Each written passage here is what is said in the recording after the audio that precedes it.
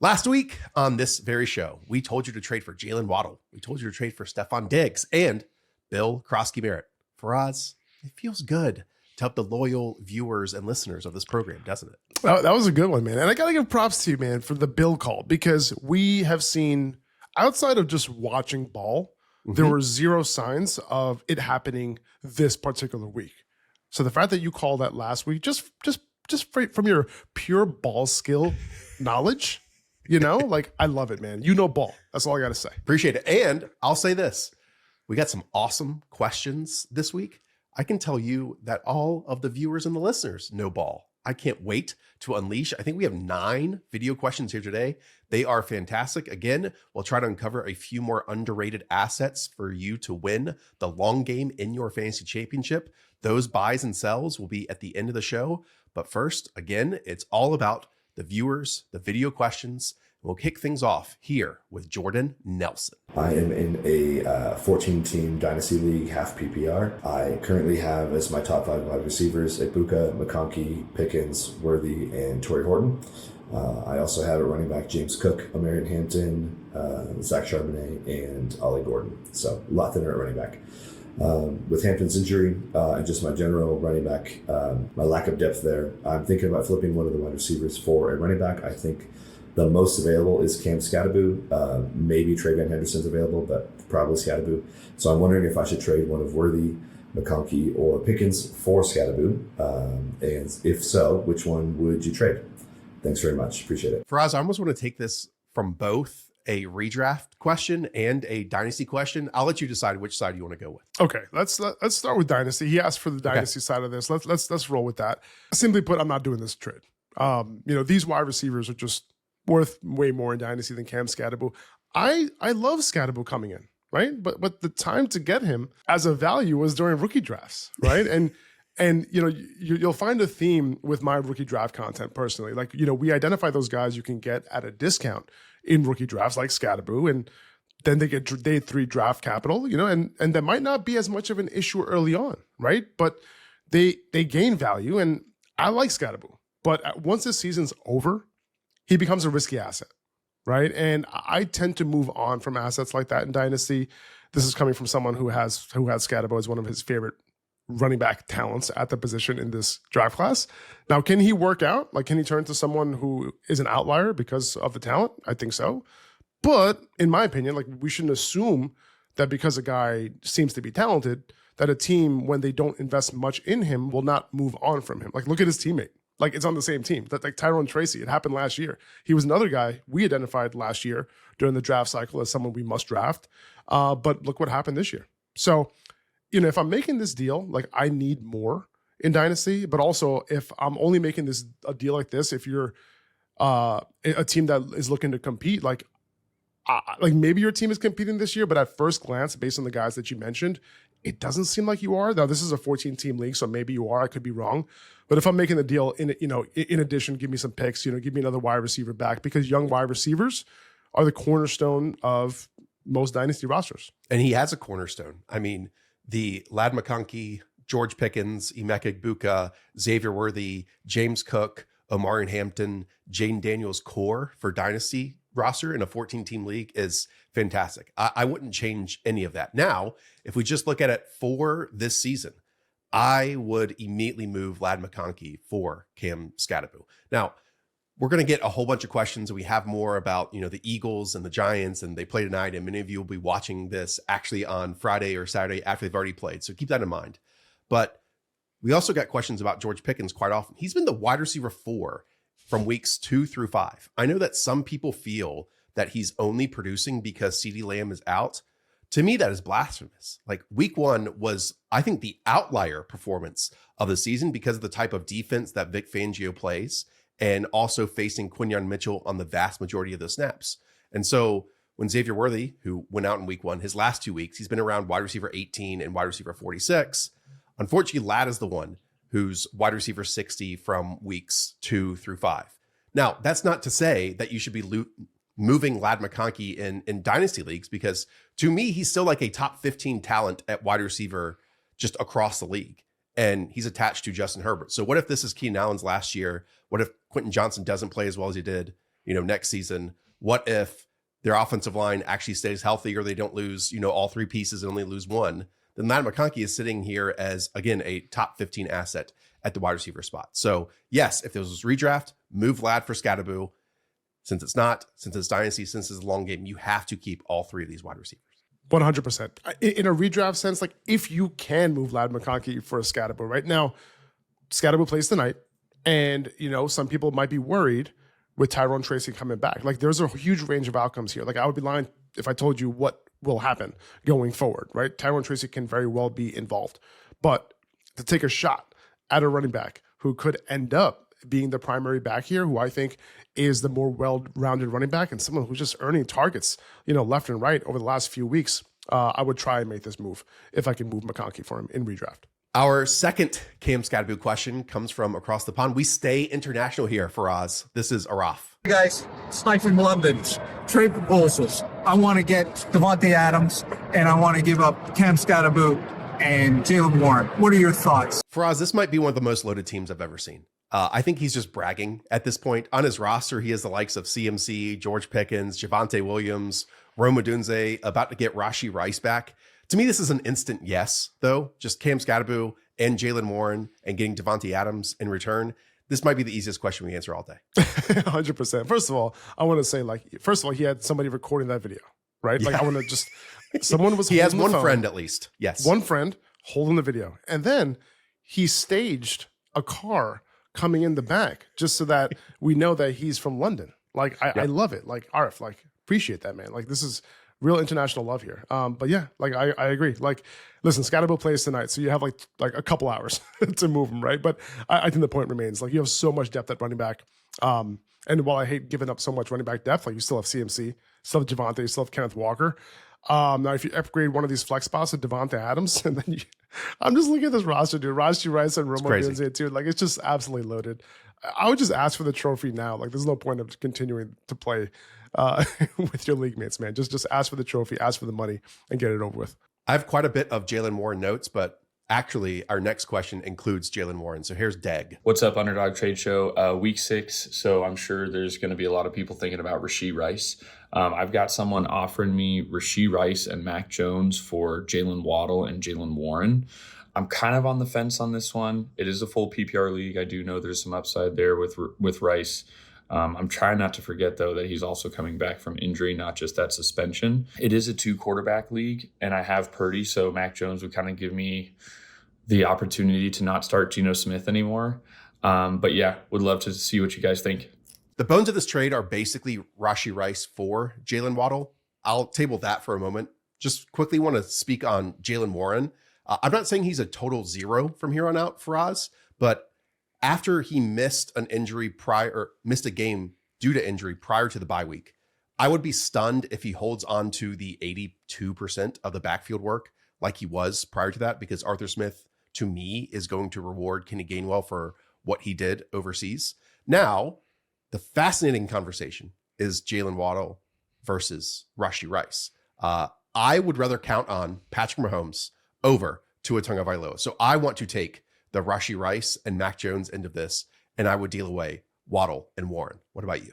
I'm surprised you didn't want to do the more fascinating part of this trade between Mac Jones versus Geno Smith. Did you not want to go there?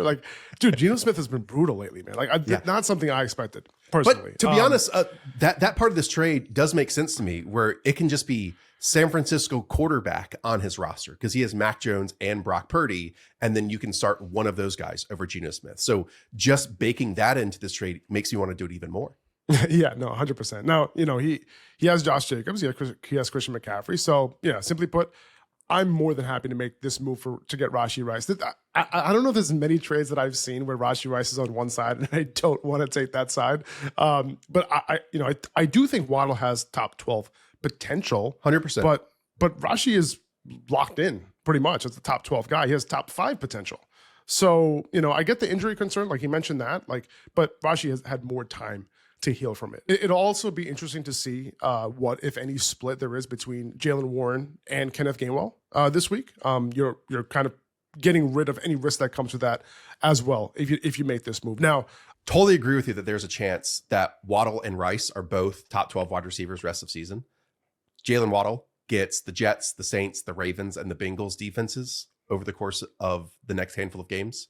Rashee Rice, though, also gets the Titans and the Raiders twice. So again, to me, this is as simple as Rashee Rice. It's not just, the 2.5 games that he played last season. It goes back to about week 10 of his rookie year when you include the playoffs, when you include the Super Bowl. He is the focal point of that passing game. And with how Patrick Mahomes is playing this year and just, taking his game, honestly, to, I think, a next level and having to control the entire ship and, running the football and doing all that stuff on a weekly basis. Rashee Rice, as we have said, in every week of this show is a must get. And this is the last week you're going to be able to land Rashee Rice on your rosters. Next, it's Gary, the man, the myth, and legend. That is 4-1 in his league. Josh, Faraz, what's up, guys? Love the show and love everything Underdog's putting out. You guys have helped me start out at 4-1 in my home league. So I'm looking to add the last Infinity Stone to hopefully a championship roster here. It's a 10-team league, so, the rosters are pretty dope everywhere, but mine's pretty strong, I think, all around. 3 wide receiver, 1 flex. I wanted to improve my wide receiving room a little bit. Ladd McConkey hasn't panned out so well, but it's been kind of a strong floor play and has looked a little better this past week. So I made an offer to the CeeDee Lamb owner, who's 2-3 and feeling the squeeze a little bit. Ladd McConkey and Ken Walker for CeeDee Lamb. He molded over, but eventually countered with Emeka Egbuka and Ken Walker for CeeDee Lamb. And I just don't know. I'm not really ready to walk away from Emeka with the year he's having. I kind of love that I picked him and want to hold on, but I do have Rashee Rice coming back, and a wide receiving core of Ladd, Rashee, and CeeDee Lamb feels pretty formidable. I don't know, guys. Help me out here. I need some direction. Otherwise, I might lose it. All right. Thanks a lot, guys. Take it easy. This might be the most underdog-coded team I've ever seen. He has Achane, Egbuka, K9, Matthew Golden, Rashee Rice, Ricky Pearsall, George Kittle, Travis Hunter, even Woody Marks and Harold Fannin as pickups. Anyways, for us, I absolutely love that I offered this, I got countered with this. We also got a ton of Emeka Egbuka trade away questions. Just your overall thoughts. Do you do it or do you pass here? I think I'm making this move, Josh. Wow. Ladd and Walker wasn't going to get it done, right? But I think this is a proper counter. Wow. CeeDee could be back as soon as next week, and I would take advantage of this big week from Egbuka. Now, I'm not going to assume that we're just going to continue to get these types of weeks every week. Mike Evans will be back soon, potentially next week. I would take advantage. Listen, you took Emeka Egbuka. You don't want to move away from him because you made a great pick. But I would take advantage of the fact that you took Emeka Egbuka and you made an awesome pick and turn him into that last Infinity Stone. Is Egbuka that last Infinity Stone? And I think things improve over the course of the season for Kenneth Walker in terms of his role. But, I look at your roster. You have Rashee Rice coming back, another wide receiver one there. You could potentially have 2 top 5 wide receivers rest of the season on your roster. Are we ready to call Emeka Egbuka that guy? Maybe he will be. Wow. But we know that CeeDee is a top 3 wide receiver rest of the season when he's back. So I'm taking this deal. Maybe I'm just soft, scared to compete. I don't know, Faraz. This is the first player to ever have at least 25 receptions, 400 receiving yards, and 5 touchdown receptions over the first 5 games of their NFL career. I remember after Puka Nakua's start, people were saying, sell now. This isn't going to sustain. I'm not saying that, this is exactly the same where Emeka Egbuka was a first-round talent in comparison to where Puka Nakua went in the NFL draft. But I am saying, isn't this exactly what we hope for when we play fantasy football? Like nailing a rookie wide receiver in round 8+. So I kind of get it from your perspective, because if we're just looking at his roster, you're trading away 1 starting wide receiver in Emeka Egbuka, and right now his flex in Kenneth Walker, because he also has Achane and Bijan Robinson to upgrade just one of those wide receiver positions. I'm slightly nervous if something happens to one of these running backs, then you're filling in with some combination of Woody Marks and Michael Carter. So I am not doing this. Sure, is Emeka Egbuka benefiting from not having Mike Evans on the field? 100%.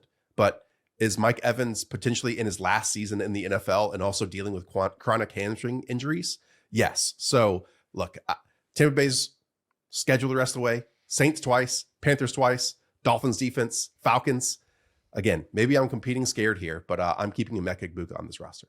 I love it, man. Here's the thing, man. Like, I don't want to trade Egbuka, but if I get a chance to go get CeeDee Lamb, wow. I'm going to do it, man. Dak's playing lights out. He really is. Like, and he has his own competition with George. No concern about the dreaded high ankle rest of season. No concern. No, I don't think so. I think, from what we've seen in the past with wide receivers coming back, there isn't that much of a drop off. Wide receivers usually come back, and there's not much of a drop off there. So like, I'm not really worried about it. And apparently, this is one of the mildest high ankles we've ever seen, right? So I'm just kidding. It's the lowest high ankle we have ever seen. It's the lowest high ankle ever.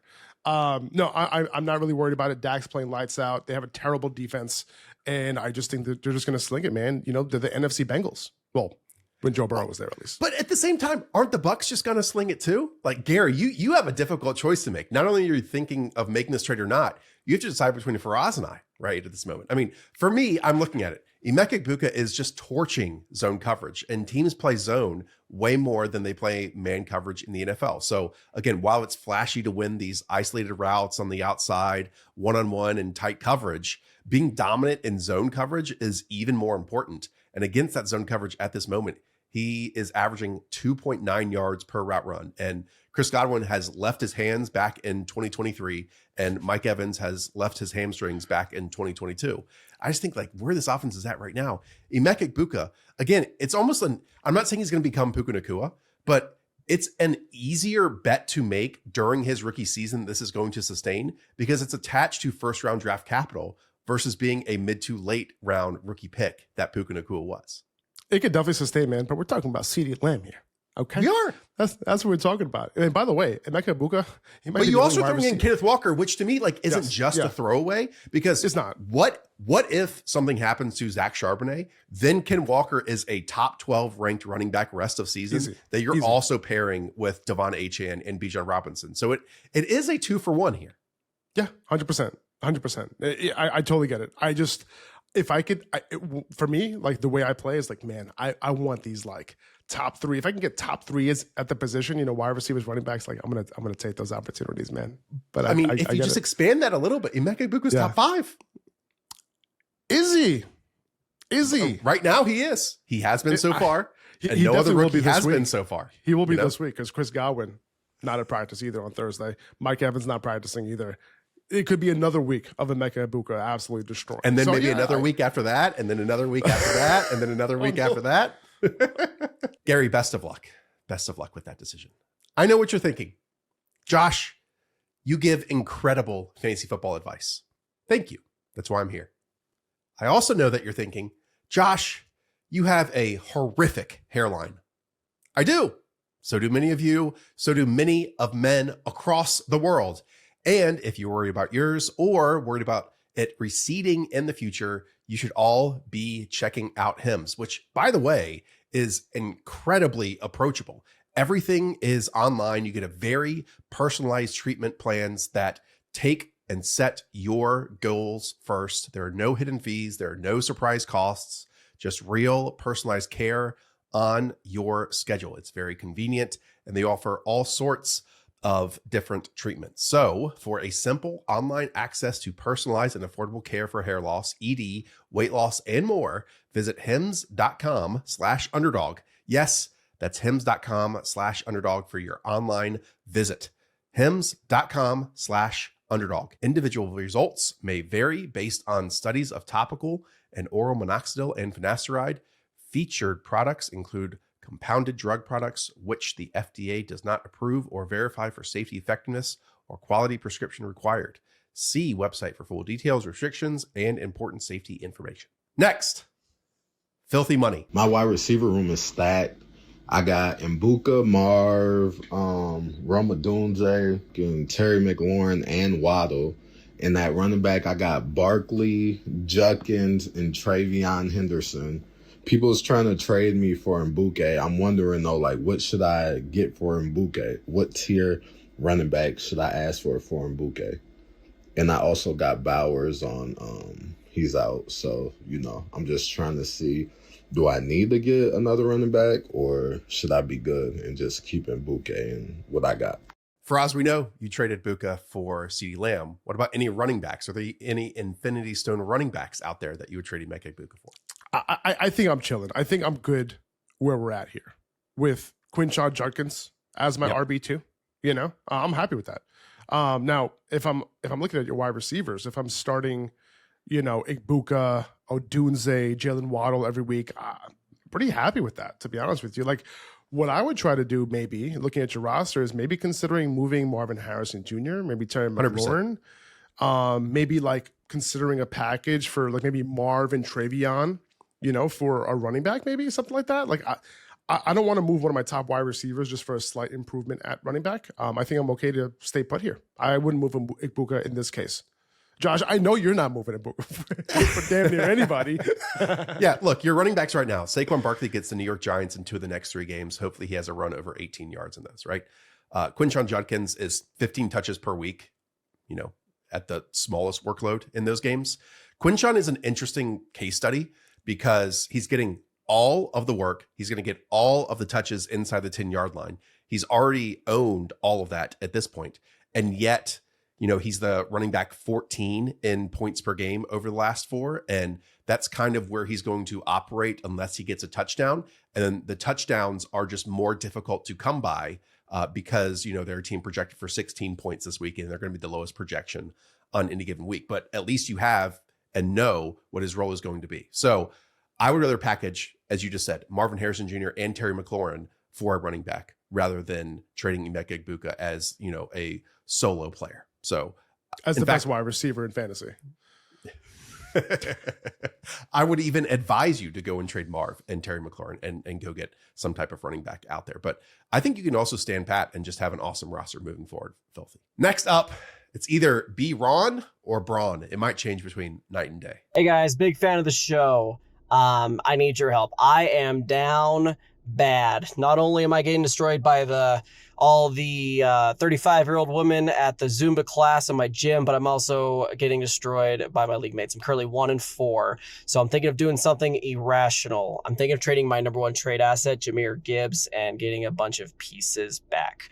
Right now, the trade offer I have is Jahmyr Gibbs and Davante Smith for Travis Etienne, Ted McMillan, Ramondre Stevenson, and T. Higgins. I think Etienne and T-Mac are pretty good. I think, and then T. Higgins and Ramondre are Philos at the moment, with Antonio Gibson getting out and Flacco joining the Bengals. Want to know what your guys' thoughts are on that, as well as just kind of the general discussion of trading your star player for a bunch of pieces when you were trying to get back in the fight. Anyways, thanks again for taking the time to look at this. Of the Villa. Wow. This guy's a loyal viewer. Okay. Weaves, if you could throw the teams on the screen in the post edit, because Faraz, I don't know if you got to check them out. This is one of the craziest rosters I've ever seen. Okay. Because B-Ron has both Lions running backs. He has both Eagles wide receivers plus Dallas Goedert, and he has both Seahawks running backs. So that's why he's so frustrated, is having all these Eagles, having 2 players or 3 players from all the same team. So what are you going to do here? Are you going to deal away Jahmyr Gibbs for basically a 4 for 2? I don't know, man. I want to know what happens in that Zuma class, because he came out of that Zuma class feeling real spicy. We want to do something irrational. I think it would be irrational, to make a move like this, man. Like, honestly, like I think you're getting a few, as the kids say it, mid players. And, ETN is a solid RB2. Tet's a solid wide receiver 2. Like, huge range of outcomes for Ramondre. Huge range of outcomes for Higgins. I'd rather trade, like, if I'm going to make a trade and trade away Gibbs, I would rather get a package of like 2 players, 2 really, really good players for Gibbs, rather than like combine Gibbs with another player for like 4 players. You know what I mean? Yep. I really want to be able to do that, opposed to just kind of, otherwise you're just spreading yourself super thin. Yeah, unfortunately, a lot of the questions we got today involved Eagles players, which makes sense based on, the 5 games we've seen them. But, and this, Thursday Night Football could totally change this statement.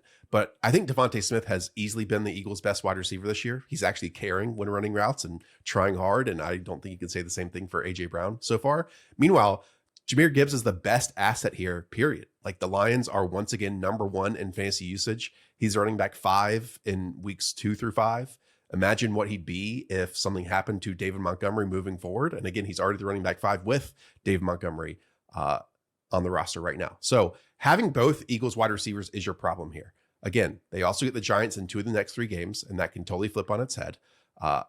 But I do want to mention the people you're getting back here. Like Travis Etienne, when we zoom out, everyone has really hyped up what he has done so far this year. They've been amazed at how great of an asset he is. Despite that amazing start, though, he's still just the running back 20 in points per game from weeks 2 through 5. Kenneth Walker, who's on your roster, actually has outscored him in points per game in that same time frame. Terry McMillan, who you might be getting back here, has been awesome to the eye, but he's wide receiver 34 in points per game because of the lack of touchdowns. And that points per game is actually lower than Davante Smith. So I'm not even sure if he's upgrading on these other non-Jahmyr Gibbs assets here. And Jahmyr Gibbs is the one that I would want in this trade entirely too. Yeah, he's really buying a lot of potential, but he's not necessarily buying any proven production. And you're giving away serious proven production here. So this is a tough one for me. If you're going to move someone like, Davante Smith, you could, he had 2 out of 3 good games over the last 3, right? So maybe try and package him somehow and get another asset, but maybe not move Jahmyr Gibbs, right? Like, so this is I think he's moving the wrong assets. I would be moving, exactly. And again, this can come back to bite me on Thursday. I would be moving A.J. Brown, and I would be moving Zach Charbonnet, and I would be moving Dave Montgomery. Those are the 3 players I'd be looking to move instead of Jahmyr Gibbs and Davante Smith here. Yeah, it makes sense to me. Next up, and by the way, if you want to get your questions in next week, it's in the Discord down below. Just send your video questions or go and support Faraz over on Instagram. It's the glorious page known as Upper Hand Fantasy. He takes all your questions, then we combine them and we come up with a show. So thank you for subscribing. Thank you for watching. And next up here is Cactus Jack. All right, what up, guys? Squad will be somewhere in Discord, but I'm currently 3-2. Would you trade George Pickens for Brian Thomas and Rico Dowdle? I think Pickens could be a sell high. I'm not 100% sure, though. But I want to bet on Brian Thomas's talent going forward and kind of buy him low. Also kind of need somebody to slot in my RB2 spot this week with Michael Carter and Chase Brown just not really cutting it. And Rico Dowdle's revenge game this week would be awesome to play him. But what do you think? Faraz, it feels like this would not be a trade show without a Brian Thomas Jr. question. We've brought his name up countless times over the last 5 weeks. What about this week? Would you do this or not? Yeah, or a George Pickens sell high question, right? We've been getting a lot of those as well. I mean, sure, can Pickens be a sell high? Maybe, but I would need much better assets here, man. BTJ, he simply is not getting it done right now. I saw more reasons to buy in on him in the first 3 weeks of the season than over the last 2 weeks. 21% target share over the last 3. Nothing too crazy. I understand the intrigue with Rico Dowdle after last week's game and this week's revenge game, right? Potentially without Chuba Hubbard. But this is a short-term move. Pickens can end up outscoring both of these guys himself this week. Like he gets a matchup against another team who plays a majority of single high safety coverage, and he's a single high monster. He's targeted on 23% of his routes against single high versus only 15% against two high.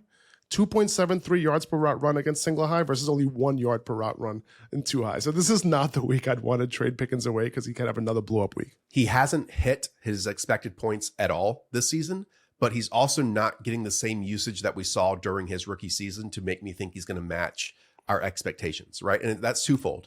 He's not getting the screen and manufactured targets that he got last year. Those are going to Travis Hunter, De'Ami Brown, running backs in the screen game too for Liam Cohen. And then while we love Liam Cohen's offense, even when you go back to Tampa Bay last season, his passing game lives in like that 10 to 19 yard sample. Baker Mayfield last season was like 31st in 20 plus yard passes. And meanwhile, top 10 in attempts that were in that intermediate range. Trevor Lawrence last season was number 2 in the league in 20 plus yard pass attempts. And then this year he's down at 32nd across the board. And so we're just not going to get those huge downfield shots that Brian Thomas can have, those huge gains. And then we're also not getting necessarily as many gimmies in the screen department. So George Pickens is a monster. And again, I know we only have basically one full sample of he and CeeDee Lamb on the field. And it was, again, week 1. I want to remind people against Fangio. And that's just not a game that George Pickens is going to thrive on. Meanwhile, he's thrived in every other one. And I think he's still going to thrive for us when CeeDee Lamb comes back. This isn't an either or thing. It can be a both thing. And I feel like too many people are looking at it as, oh, he's just the de facto number 1 wide receiver.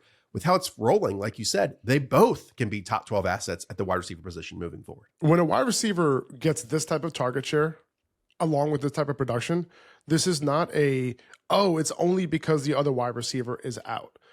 When you don't have the talent and you don't have the usage that the team wants to get to you because you're, a borderline elite talent, then the targets are just going to spread around elsewhere. That's what happens every single time a wide receiver is not worthy enough to get the targets and the usage, and he's getting it. There's a reason why everyone who has George Pickens drafted him. You didn't draft him because you thought that CeeDee Lamb was going to get hurt. You drafted him because you thought that he was going to be great on this team alongside CeeDee Lamb. And we should expect that when CeeDee Lamb is back. They play two different roles. George Pickens is going to stretch the field a ton. CeeDee Lamb is going to benefit from that. And then Pickens is also going to benefit from CeeDee Lamb getting all the attention that he usually gets. So they're going to work off of each other. Dak is playing really well.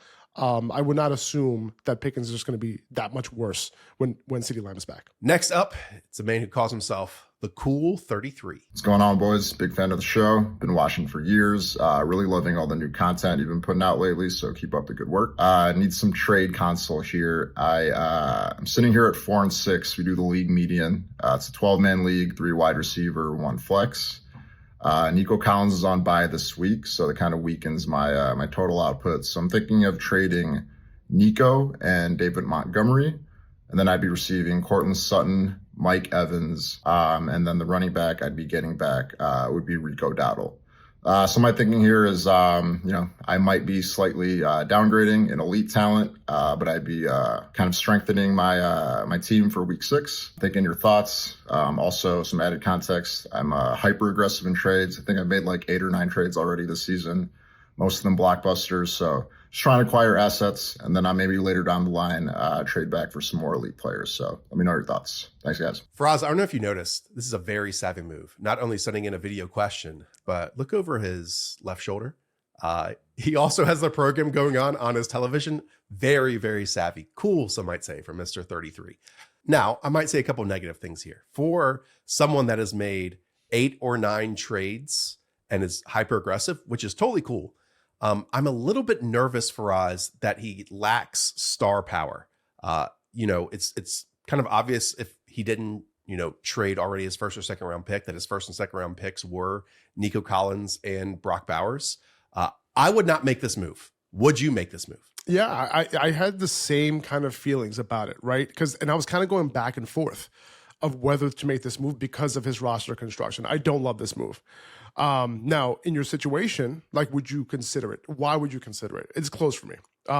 Now, would I be surprised if Cortland Sutton outscores Nico Collins rest of the season? Like, I wouldn't be surprised. Like, I'd rather have Nico, but Sutton's a baller. Also, like, if you trade for Sutton this week, you get the Sauce Gardner matchup. So if you're doing this deal because Nico's on a bye, you have Sutton against Sauce. You have Mike Evans not suiting up this week.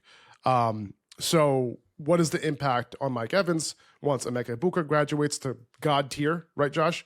At the wide receiver position, or he's already right there later this season. Maybe. I mentioned the opposite situation earlier on, but I like to paint the picture of all the potential range of outcomes in the Bucs wide receiver room. But this was pretty close to me.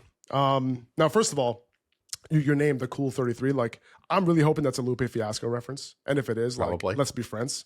But I'm looking at your roster, like your wide receiver 3, wide receiver 4, Matthew Golden and Travis Hunter, like, and you're starting both this week, right? And that worries me, especially because you don't have that much help on your bench. So turning Nico into 2 wide receivers, like, it could be good. Like, you're trading away Monty, though. Who's your RB2? Like, right. I guess you're depending on Aaron Jones to be back. Like, it's this one's tough, man. This one's really tough. Like, I'm leaning no here, but like it still makes me nervous regardless. What do you think? Yeah, and he's 4-6 again, facing the league median. I think is a cool way to do leagues sometimes. I also forgot to mention he has Davante Achane, so technically he has 3 players going in the top 24 of redraft at the start of the season in Achane and Nico and Brock Bowers. I mean, don't look now. Even if the Texans offense has looked crap prior to playing the Baltimore Ravens, Nico Collins is still wide receiver 10 in points per game over the last 4. You would like to think, and I'm not saying they're going to be able to face the Ravens defense every single week, that is decimated, but some of what they did last week, they're able to take and move forward and, just have a functional passing game. This just isn't like, I've already talked about Mike Evans. I'm just not a believer rest of season once he comes back. Again, another year older, another year later, another hamstring issue on top of this. And while I love Rico Dowdle, I think we need to think of and believe in Rico Dowdle as an amazing waiver wire pickup.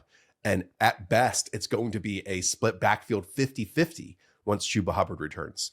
And the best we're going to see of Rico Dowdle, if they are both in the backfield, was last game and then here in week 6. And that's about it. He's just not going to overtake Chuba Hubbard in this backfield. I would be stunned. So I want Nico, and I still want David Montgomery. Like, I know he's the running back 2 on his team, but this team utilizes running backs to the degree and are so good at it that he is better than many of the other single RB1s on other rosters. So what you need here, Cool, is for the post-bye rookie bump to hit in a big way for the likes of T-Mac, for Travis Hunter, for Matthew Golden, for RJ Harvey, and for that to win you your league, not this trade to win you your league. I'm with you. And I would be stunned as well if Rico Dowdle takes over that backfield. It's going to be a 1-2 punch, at some point, whenever Chuba Hubbard is back. I'm with you on that. Now, let me ask you this, though, man. Mike Evans. Okay. Like, do you think that Mike Evans, coming back, it could be a 1-2 punch between him and Egbuka if Chris Godwin isn't right? I could see it. He had a 29% target share in those first couple games, before he messed up his hamstring. I mean, he does that every single year, and he comes back multiple fine. times per year. I'm just really worried because I think the Bucs kind of know where this is at too. If you look at his contract, it just has a whole bunch of void years after this, and I would be stunned. I'm not going to put anything against Mike Evans. He's a Hall of Fame talent to me. I would be stunned if he gets back to the 1,000 receiving yards that he's hit in previous years. All right, last question of the day. This is from the Drubinator. Hey guys, love the show. Never stop doing what you're doing. My question for you is, I'm in a 12-team full PPR, and I'm currently 1-4, and it's mainly due to my wide receiver room. So I've been stuck with A.J. Brown's 2 points a game all year long, and I'm sick and tired of it. I'm looking to make a move to get rid of A.J. Brown and maybe improve my running back room to get someone over Kenneth Walker, or improve my wide receiver room and kind of exchange A.J. for someone who can be a little more consistently getting me points every week. And so I was wondering what I could get for A.J. Brown, or if I should maybe hold on and see if his production improves as the Eagles passing game starts to kind of ramp up a little. But, I'm 1-4. I'm looking to make a splash and do something that could potentially turn the season around. I don't know. Let me know what you guys think. Thanks. Just to talk through his roster, he also has Jalen Waddle, Tedrick McMillan, Ladd McConkey, Rashee Rice on the bench too. So I'm not saying, Rashee Rice can help you win every game here on out, but I'm not saying he's not going to help you win every game from here on out. Faraz, is there anything he can do? Who would you package A.J. Brown and Ken Walker for? On paper, this roster looks pretty solid to me. This is one of the 1-4 teams that could end up surprising everyone and actually just making the playoffs without even making a move. If I just forward to next week, your wide receivers are going to be Rashee Rice, Jalen Waddle, Ted McMillan. And I'm not even counting A.J. Brown, right? Your running backs, Josh Jacobs, Kenneth Walker. You have Drake May. You have Tucker Kraft. And then you can either start Michael Carter, A.J. Brown, McConkey in the flex next week. I kind of feel that's pretty solid. Now, the problem is, can you get the dub this week? One option, I look around your league to see who is lacking depth at the wide receiver position. See if they'd be willing to do some sort of 2-for-1. And there be, some people might be desperate and you know what, give me A.J. Brown. Let's hope for the best. And then you can get back a consistent wide receiver. Would you, Josh, let me ask you this. Would you trade A.J. Brown for someone like maybe Chris Olave in a full PPR? Maybe, get someone like him. Maybe someone like Davante Adams, who, by the way, Josh, is my primary trade target this week. I think there's a couple guys here. Yeah, and then also Michael Carter too. Michael Carter's on your bench right now. There's probably a team or two in your league who is desperate for a running back. And if you're the not person who drafted Trey Benson, probably. Yeah, and if your running back is not, if you're not going to start Michael Carter and he's just going to sit on your bench, I think kind of feel like he's your primary trade piece right now, especially if you're not starting him. So Michael Carter, A.J. Brown. I would see what you can get for a running back needy team. Nice. Okay, let's lead this into our buys of the week. I don't think I brought any sells, to be honest. Talk us through it. Who is your favorite player to target this week? It's really one guy for me. It's Davante Adams, man. He's getting top 12 wide receiver 1 type of usage. He's just a wide receiver 16 on the year, which is good. He's been good, but you know, you look at the underlying utilization, man. He has more air yards than Puka Nacua this year. He is number 2 among all wide receivers in air yards. Only, you know who he's behind? He's only behind he's down there somewhere. Tyquan Thornton. You know, it's amazing. 27% target share, and he owns 67% of Matthew Stafford's end zone targets. Yep. And then you look at this week, man, like you talked about it with Nico Collins. This could be a blow up spot for him, you know, against the Ravens, right? Completely gutted.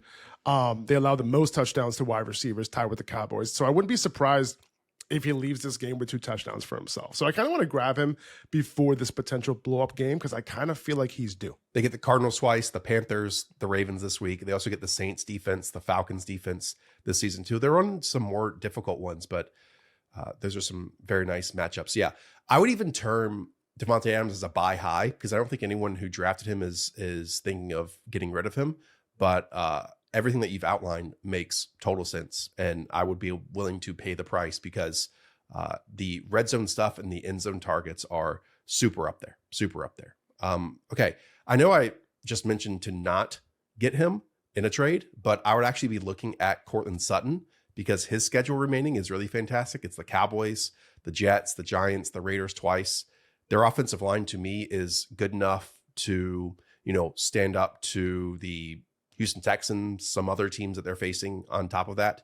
And he's just Mr. Consistent for that team. So I know he had like almost a goose egg a couple weeks ago, and that totally drops in a 5-game sample, your points per game average. But Courtland Sutton is one of those kind of vanilla pieces that is still a major fantasy asset, I think, moving forwards. And one final one here. All right. Let Derrick Henry stink this week against the aforementioned LA Rams. Then they go in their bye week. Trade for Derrick Henry during the bye week because I believe the Ravens are treating their entire schedule after the bye as almost an entirely new season. Hopefully they get some defensive pieces back, offensive linemen back, Patrick Ricard back, Lamar Jackson back. And if that's the case, Derrick Henry, you know, week 1 was the running back 1 overall. He's been horrific since then, about running back 22 to running back 50 ever since. But I just feel like if this team, who is still, by the way, favored to win the AFC North, is going to have that chance, then Derrick Henry is going to be a major part of that. And they're going to be favored in a whole bunch of those games after their bye week. So that's the perfect time to, I think, buy low on an asset who's basically has an entirely different second half of the season as he did the first half. The vibes are going to be so low on Derrick Henry after this week. This could be a huge negative game script for them. A lot of Justice Hill. Maybe Justice Hill will even have a great fantasy game, and that will even make that buy even easier. I mean, they'll get the Bengals twice, the Dolphins, and the Steelers twice in the second half of the season. Quite nice. All right. That is going to do it for us. Thank you again to everyone taking, you know, a step on the ledge and sending in your video questions, putting yourself out there. It's very much appreciated. We'll be back next week with another episode here of All the Trades. And as always, go and support Faraz over at Instagram, Upper Hand Fantasy. We'll see you all then.